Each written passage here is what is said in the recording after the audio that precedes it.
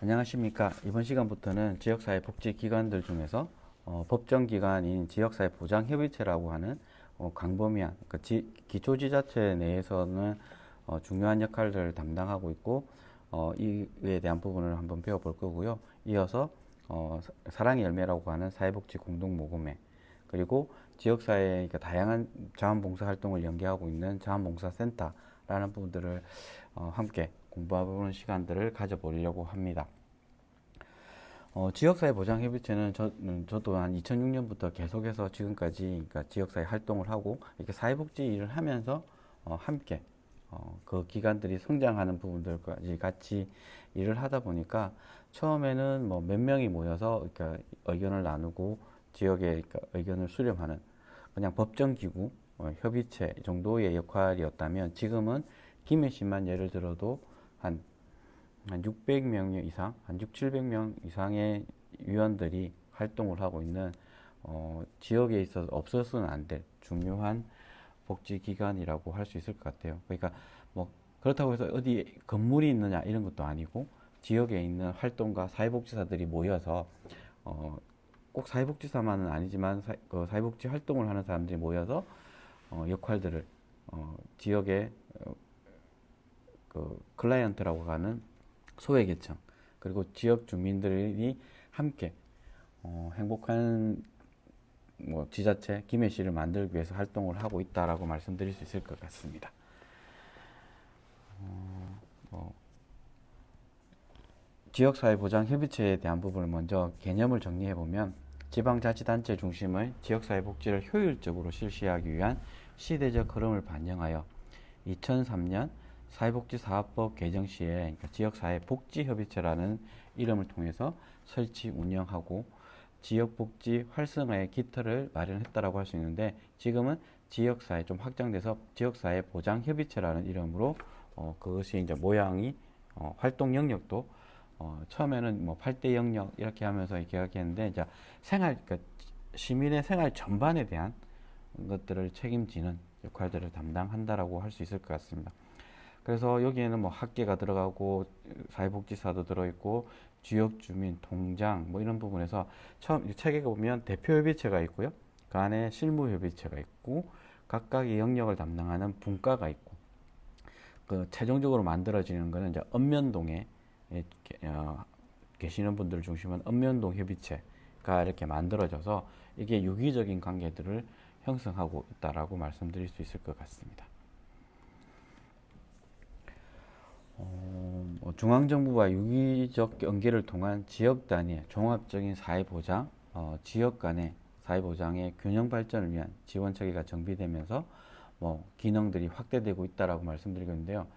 그러니까 김해시 같은 경우에는 이제 한 2, 3년 전에 새로운 시도를 했던, 전국에서 조금 주목받고 있는 지자체라고 말씀드릴 수 있고요. 그 역할에 저도 함께 해서 조금 영광이다라고 할 수 있는 정도로 얼마 전에 제가 나눠드렸던 책자에 했듯이 보통의 이제 그 지역사회 보장 협의체가 하는 활동 중에 이제 보장 계획을 만드는 부분인데, 이거는 용역을 줘서 이렇게 진행했던 것들이 다반사였어요. 2006년 이후부터 4년 단위로 계획을 만들어 오고 있지만, 보통 김희 씨도 계속 뭐 용역을 줘서 진행을 했지만 용역에 이제 좋은 점도 있지만 안 좋은 점이 뭐냐면, 그러니까 용역 업체가 그렇게 많지가 않다 보니까 이제 내용이 이것을 그냥 그러니까 타지자체 내용들이 이제 들어와 있는 부분들이 좀 많아서 그것들을 걸러내는 작업들이 조금 많았고,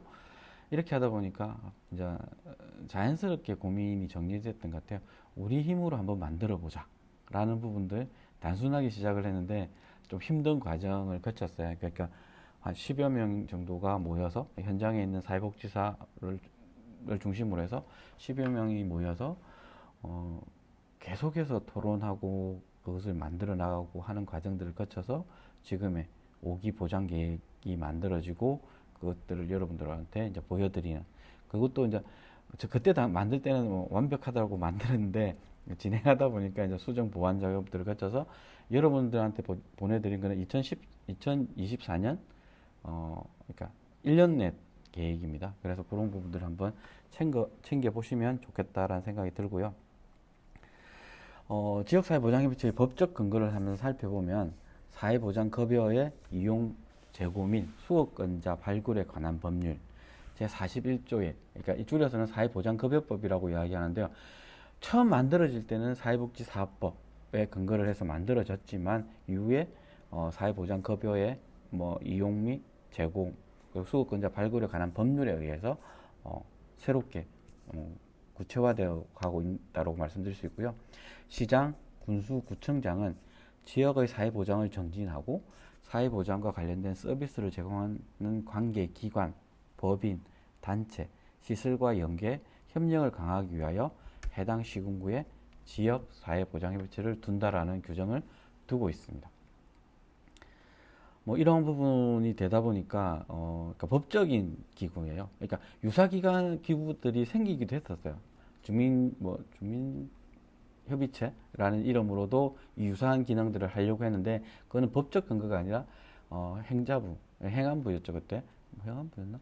그러니까 지침으로 내려와서 진행을 하려고 하다 보니까 이후에는 그러니까 이 두 개의 힘겨루기가 조금 있었고요. 김혜 씨도 그 과정에 이제 저는 이제 주민협의체에서 활동을 주 활동을 하려고 사무국장이 되고 이렇게 했는데 결과적으로는 그러니까 다른 지역은 또 주민협의체가 잘 되는 지역도 있었는데 김해는 지역사회 보장협의체로 그러니까 힘이 모아지는 역할들을 하기도 했었습니다.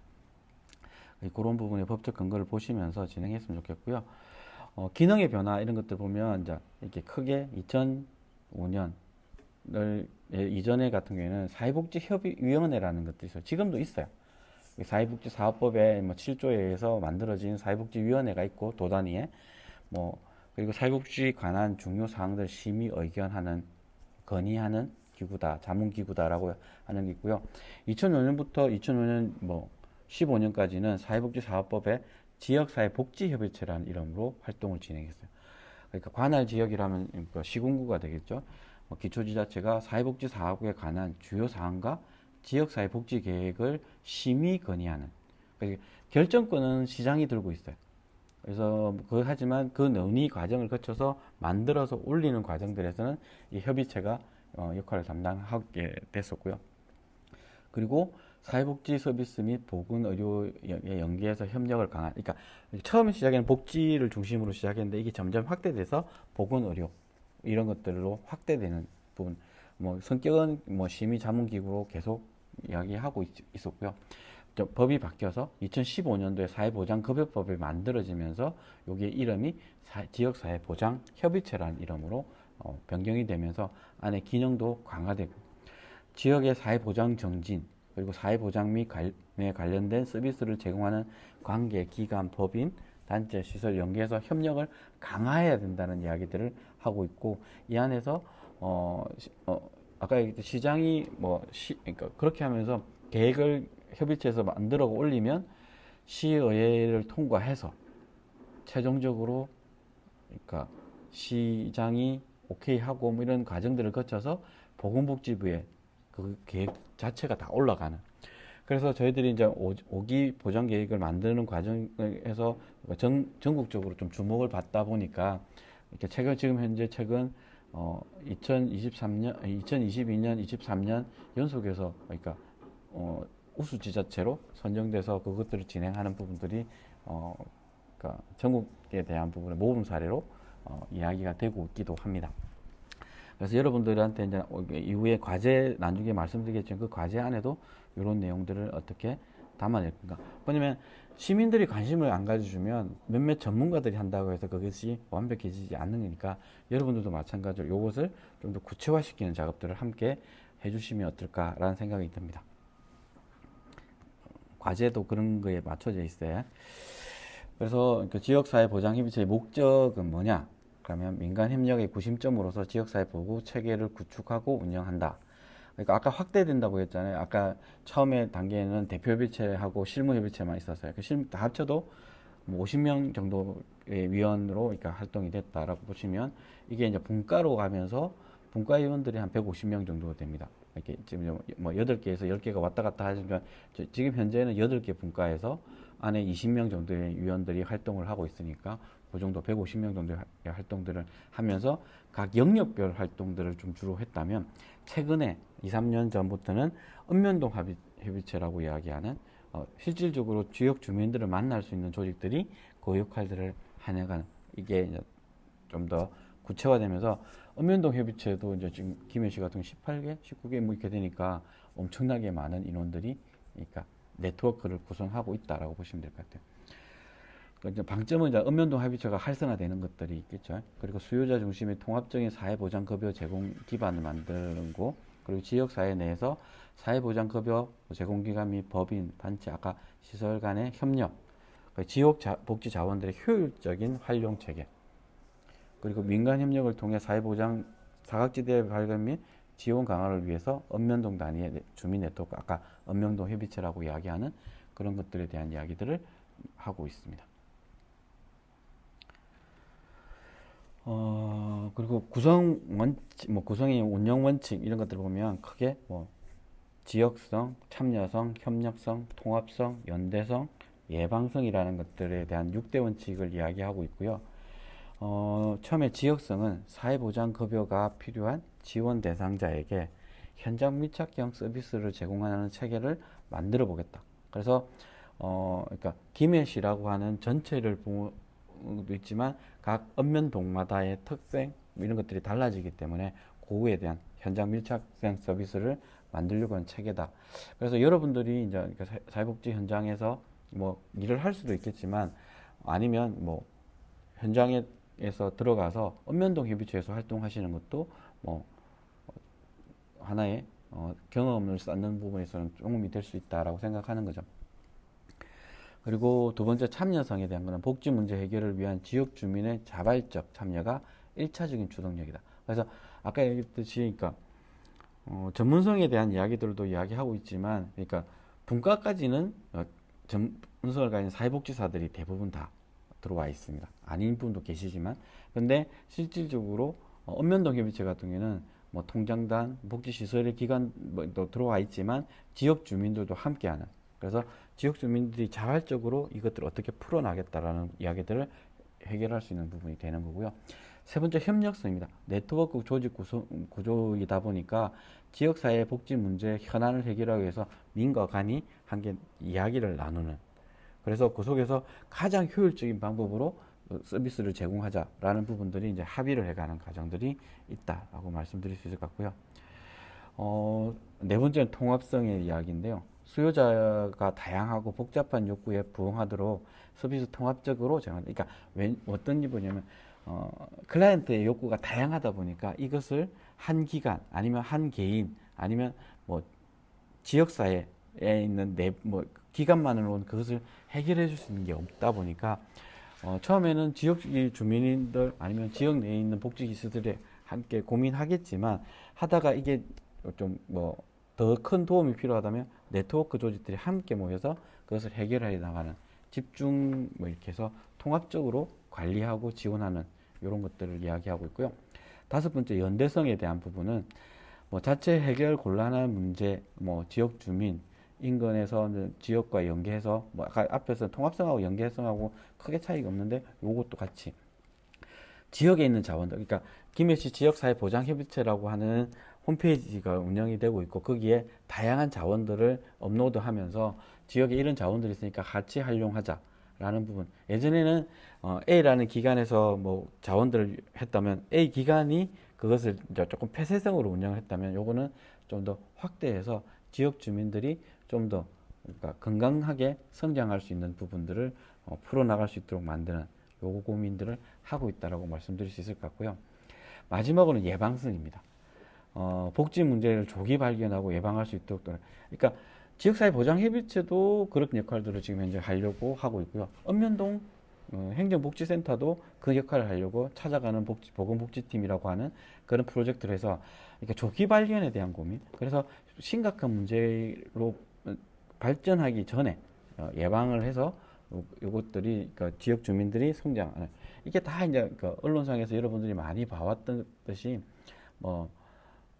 새모녀 사건이라고 이야기하던 이런 것들, 그러니까 실질적으로 지원을 받을 수 있었는데 그러니까 몰라서 아니면 지역에서 그 도움을 줄 수 있는 부분에 대한 그러니까 연계가 잘 안 되다 보니까 그런 것들이 있다 보니까 이것을 같이 풀어보자는 그러니까 효율성을 높이고 효과성을 높이기 위한 부분들도 같이 이야기되고 있다라고 말씀드릴 수 있을 것 같고요. 그리고 지역사회 보장협의체의 주요 기능을 보면 협치의 기능이 있고 연계의 기능이 있고 통합 서비스 지원의 기능이 있는데요. 협치라는 것은 정책을 함께 그러니까 이전에 뭐 보장 계획이 만들어지기 이전에 또 좀 이렇게 하면 보장 계획이 만들어졌다고 하더라도 그러니까 관과 민이 이렇게 효율적으로 네트워크를 만들어서 진행하는 것들은 최근의 경험이에요. 이전에는 관이 하는 일은 관, 민이 하는 민 서로 타치를 안 하는 거죠. 그러니까 타치한다는 부분은 그러니까 각자의 고유 영역이 있었던 거죠. 근데 지금은 고유 영역보다는 그러니까 그러니까 뭐 클라이언트라기는 좀 그런데 시민들이 행복한 삶을 위해서는 함께 그것을 문제를 해결해야 된다는 부분들에서 저희들이 정책 과제를 만들 때도 예전에는 관에서 하던 사업들을 따와서 이렇게 했다면 지금은 지역 주민, 그러니까 이 계획이 5기 계획이 성장을 하면 지역 주민들이 어떻게 변화할 거다라는 것들을 함께 고민하는 이야기들을 만들어냈고 최근에 이제 그런 여러분들이 보면 그 표 안에 보여지듯이 그런 구체적인 이야기들을 하고 있습니다. 그래서 근데 저도 이제 하다 보니까 놓쳤던 부분들이 존재는 하더라고요. 그래서 다음 계획할 때는 뭐 제가 참여할 수도 있고 안 할 수도 있겠지만 건의는 할 수 있을 것 같다. 이런 부분들이 좀 빠졌으니까 좀 이렇게 채워주셨으면 좋겠다. 다음 계획을 하시는 분들한테 이런 이야기들을 할 수 있을 것 같고요. 두 번째 연계 기능인데요. 연계는 이렇게 다양한 자원들이 같이 고민합니다. 그러니까 10명이 모여서 10명만의 생각을 정리했던 게 아닙니다. 이 10명이 지역에 있는 아까 그 위원들에 대한 의견 수렴도 다 했고요. 읍면동에 그 행정에서 일하고 있는 분들 그리고 지역 주민들을 만나서 이렇게 다양한 단계를 거쳐가면서 그 계획을 수립하고 실질적으로 지금은 실행하고 있는 이런 부분들이라고 말씀드릴 수 있을 것 같아요. 그리고 통합 서비스 지원 기능인데요. 이거는 기본 사업을 어떻게 수행할까? 그러니까 나중에 보면 책에 여러분의 그 김혜 씨가 계획한 복지 계획에 A 1부가 있고 2부가 있습니다. 이 부분에 있어서 구체적으로 그건 나중에 수업 시간 할 때 한번 다시 설명을 드리도록 할 것 같아요. 그래서 협치, 연계, 통합 서비스를 해서 수요자 중심의 통합적인 서비스를 제공하겠다는 목적을 가지고 있습니다. 이어서 뭐 구성을 어떻게 하고 있는지 체계를 보면 첫 번째는 대표협의체라고 이야기하는 그러니까 최고 결정기구죠. 이 부분에서 그래서 지역에 있어서 대표할 수 있는 사람들이 그러니까 영역별로 대표할 수 있는 사람들이 모여서 이렇게 할 수 있는 이렇게 대표자들이 조금 모여 있다라고 보시면 될 것 같아요. 그래서 저도 뭐 간단하게 한 번씩 대표협의체 들어가긴 했는데요. 뭐 지역사회 보장 계획 등 사회 보장 관련된 주요 사항을 심의하고 자문하는 그러니까 최종적으로 결정을 하는 역할들을 합니다. 그래서 시장한테 시의회한테 올리는 역할들을 하고 있는 거고 두 번째가 이제 실무협의체입니다. 어떻게 보면 이때까지는 가장 중요한 조직 중에 하나였어요. 실무협의체가 뭐냐면 현장에서 실무를 담당하는 사람들이 모여갖고 그 사람들이 그러니까 의견도 수렴하고 정책도 만들고 이런 것들을 그리고 지금 이제 실무협의체 같은 경우에는 예전에는 그렇지 않았는데 지금은 실무협의체의 구성이 실무분과의 분과장들이 담당을 하게 됩니다. 그러니까 이게 또 이제 단계를 거쳤는데 예전에는 지역에서 현장에서 그 영역을 대표하는 사람들이 모였다면 지금은 그러니까 성장하다 보니까 실무분과의 분과장들이 모여서 이것들이 연계 조정하는 역할들 그리고 대표협의체의 심의 안건들을 만들어서 올리는 역할들 이런 것들을 담당하게 되는 그래서 이렇게 어떻게 보면 체계가 갖춰져 있다라는 부분이고 아까 했던 실무분과들 같은 경우에는 사회보장기관 간 연계, 협력, 통합, 서비스 연계 이런 건데요. 수업 시간에 제가 이제 그 사이트에 들어가서 어떤 분과들이 어떻게 활동하고 있는지는 제가 설명을 드리겠지만 김해 같은 경우는 보세요. 8개 분과 제 같은 경우에는 그 안에서 지역 공동체 분과라는 역할들을 담당해서 진행을 하고 있는, 그래서 영역별로도 있고요. 아동 청소년 분과, 요번에는 아동 청소년 분과가 유아 영유아 분과하고 합쳐져서 미래세대 분과로 뭐 이렇게 변경하고 뭐 이런 부분들 역할을 가지고 있습니다. 그리고 마지막으로 최근에 이제 중요한 역할들이라고 생각하고 강화시키기 위해서, 활성화시키기 위해서 노력하고 있는 게 읍면동 지역사회보장협의체입니다. 읍면동의 사회보장 업무를 지원하는 그 민과 관의 협력 네트워크, 그러니까 가장 일선에 있는 뭐 통장님도 계시고 뭐 통장님, 이장님도 계시고 복지시설 지역 그 읍면동에 있는 복지시설에 뭐 관련된 분도 계시고.